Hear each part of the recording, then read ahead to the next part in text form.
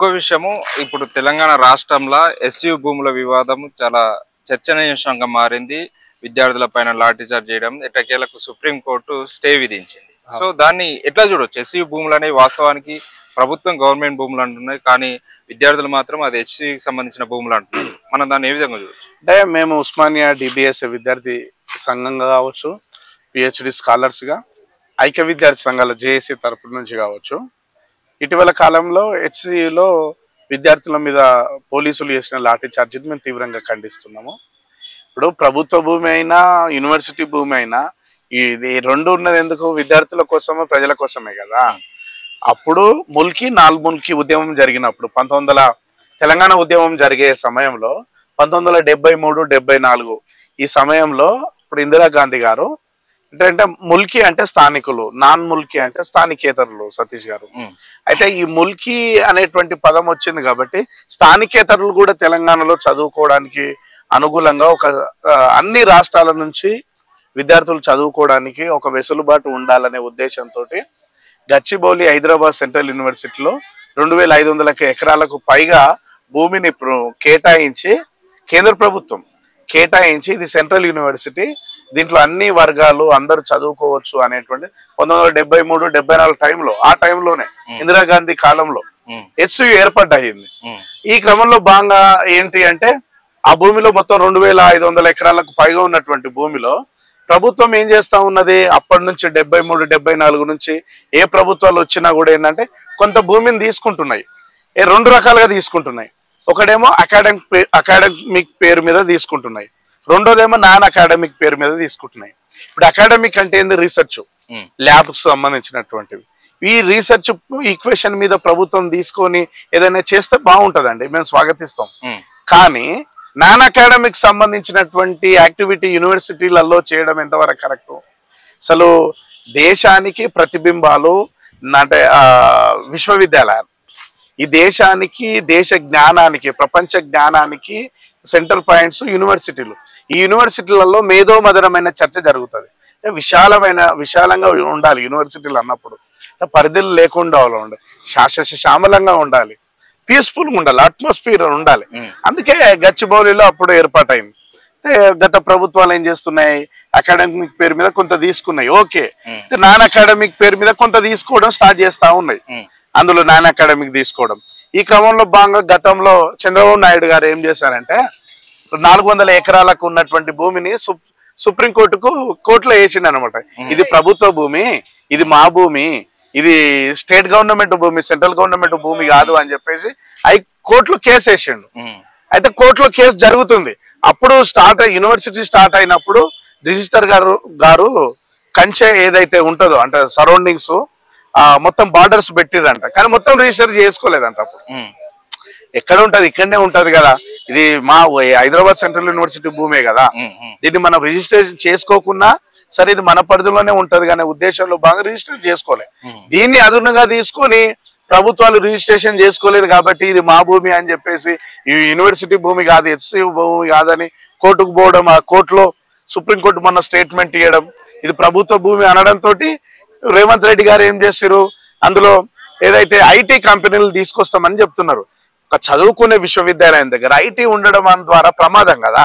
ఒక academic research centre, ఒక విశ్వవిద్యాలయం ఉన్నటువంటి ప్రపంచ మేధావితనాన్ని అంటే ఒక సైంటిస్టులను, ఒక మేధస్సులను తయారు చేసేటువంటి వాళ్ళను, ఒక తత్వవేత్తలను, సమాజానికి ఒక ప్రొఫెసర్లను, కవులను, రచయితలను, ఒక మేధావులను తయారు చేసే ఒక యూనివర్సిటీలలో ఇది ఒక ఐటీకి సంబంధించినటువంటి వాటిని మేము ఇండస్ట్రియల్ ఏరియాగా దాన్ని తీర్చిదిద్దడం అంటే చదువుకోవడానికి ఇబ్బంది అవుతుంది కదండి అక్కడ.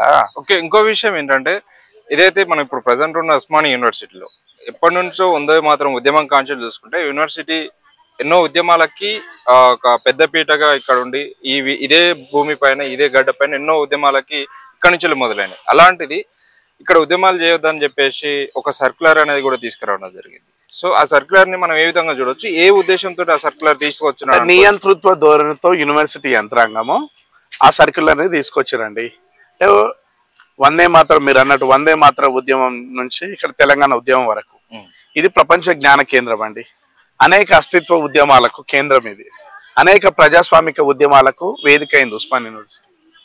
దేశంలో, రాష్ట్రంలో, ప్రపంచంలో ఎక్కడ అన్యాయం జరిగినా స్పందించే గొంతుక ఉస్మాన్ యూనివర్సిటీ అయింది. సత్యం వైపు, న్యాయం వైపు బాధితుల పక్షాన ఓయూ నిలబడ్డది. ఎందుకు?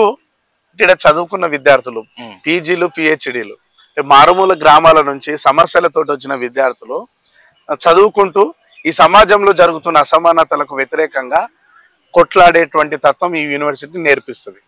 అయితే ఇప్పుడు వచ్చినటువంటి సర్క్యులర్ ఏదైతే ఉన్నదో అది యూనివర్సిటీ యంత్రాంగం ఇప్పించిందా లేదంటే ముఖ్యమంత్రి రేవంత్ రెడ్డి గారు ఇప్పించారా అనేటువంటి చర్చ అనేటువంటిది జరుగుతూ ఉన్నది. స్పష్టత ఇవ్వట్లేదు. ముఖ్యమంత్రి గారు అయ్యో నేనే ఇప్పించినని బయటకు వచ్చి ధైర్యంగా చెప్పలేకపోతున్నాడు.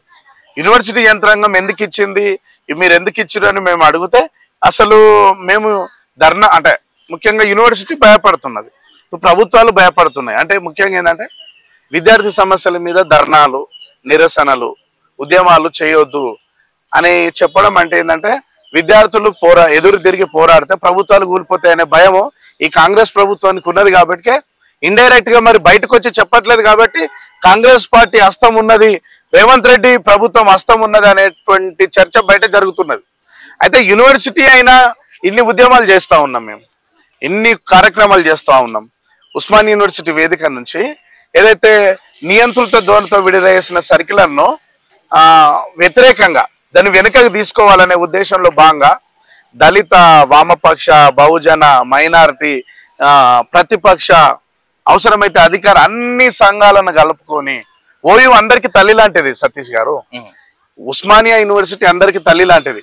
ఈ ఓయూ తల్లి ఊపిరి తీయాలని చూస్తే మా ఊపిరి పోసైనా ఉస్మాన్ యూనివర్సిటీని కాపాడుకుంటాం అనేటువంటి టైటిల్ తోటి డాక్టర్ నలిగంటి శరత్ చమర్ గారు, డిబిఎస్ఏ డిఎంఎస్ఏ భీమ్రం వ్యవస్థాపక అధ్యక్షులు డాక్టర్ నలిగంటి శరత్ చమర్ గారు ప్రకటించారు, మా ఓయూ తల్లి ఊపిరి తీయాలని చూస్తే మా ఊపిరి పోసైనా ఉస్మాన్ యూనివర్సిటీ కాపాడుకుంటామని పిలుపునిచ్చారు. మేము కూడా అన్ని సంఘాలుగా మేము ఆ సర్క్యులర్ వెనక తీసుకోవాలని ర్యాలీ చేపట్టినాం, నిరసన దీక్షను చేపట్టినాం. అడ్మినిస్ట్రేషన్ బిల్డింగ్ ముందు ఏదైతే సర్క్యులర్ వెనక్కి తీసుకోవాలని యూనివర్సిటీ యంత్రాంగం ఇచ్చిన సర్క్యులర్ ఆ ప్రతులను చింపేసినాం. అడ్మినిస్ట్రేషన్ బిల్డింగ్ ముందు ధర్నా చేపట్టినాం. ఇట్లా అంటే దీన్ని ప్రభుత్వం అంటే ప్రతిపక్ష నాయకులు కావచ్చు, జర్నలిస్టులకు, రాష్ట్రంలో ఉండేటువంటి ప్రతి ఒక్క కవికి, రచయితకు, మేధావికి, ఉద్యమకారులకు, ప్రొఫెసర్లకు అందరికీ తెలియజేసేటట్లు ఓయూ ఐక్య విద్యార్థి సంఘాల ఐక్య విద్యార్థి సంఘ జేఏసీగా ఒకటి ఏర్పాటై మేమందరము ఏర్పాటై ఉద్యమం చేస్తున్నాం. ఈ టైంలో అసెంబ్లీలో సైతం చర్చ జరిగింది. ఏదైతే నియంత్రిత ధోరణితో విడుదలసిన సర్క్యులర్ వెనకకి తీసుకోవాలని.